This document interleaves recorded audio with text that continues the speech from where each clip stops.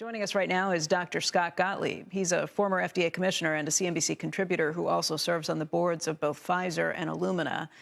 And Scott, I've kind of been hearing rumblings about this new variant. I have to admit, I have not delved into it because I don't really want to know. I'm not just COVID weary, I'm COVID exhausted at this point. Tell me what I need to know. What does this new variant look like? Is it a bigger threat? Is it more dangerous than the Omicron variant? Yeah, look, it doesn't seem like it's going to change the decision space insofar as what the future looks like. I think the conventional wisdom right now is that if it starts to spread here, there's going to be a longer tail on the infection, but it's not going to be another surge of infection like we saw with these past variants. This new variant has about 40 amino acid changes between the version of Omicron that became epidemic here in the United States and this new B.2 variant. It's been around for a while. It was actually first discovered when Omicron was first discovered in South Africa. It just never picked up until now, probably because the other variant got a head start on it. 40 amino acid changes is a lot. That's about the level of mutation between B.1.1.7 and Delta and between Delta and Omicron.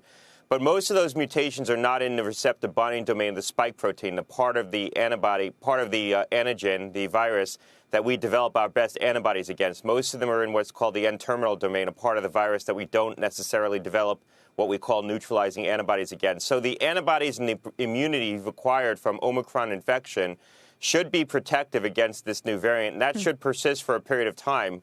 Also, with the vaccines, there's evidence out of the UK that the vaccines, a boosted vaccine, may even be more protective against this new variant, this new version of Omicron, than the old version of Omicron. The UK authorities found that the boosted vaccine was about 63% protective against the original version of Omicron and is about 70% protective against this new version. Now, again, it was small numbers, so those confidence intervals may overlap, but nonetheless, it's suggested that the vaccine at least isn't less protective against this new version. So it doesn't appear that it's going to evade immunity. It also doesn't appear that it's more virulent. It doesn't appear that it's causing more severe disease.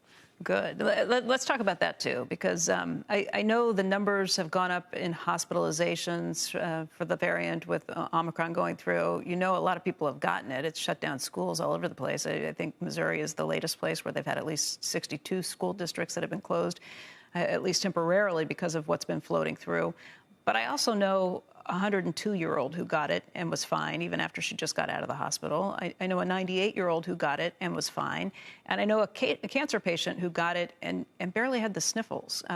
So how do you kind of shore up all of the cases of all the people we know who are getting it and are not getting really sick with the numbers and kind of put it into perspective as to how dangerous this is or isn't?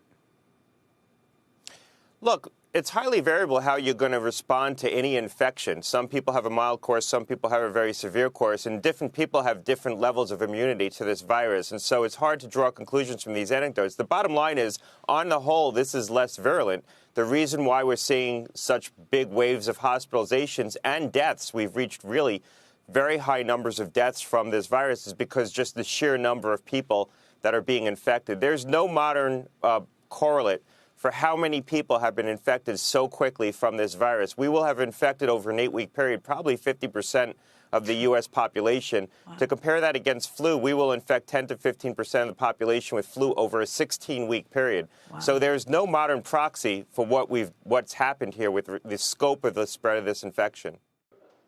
Shepard Smith here. Thanks for watching CNBC on YouTube.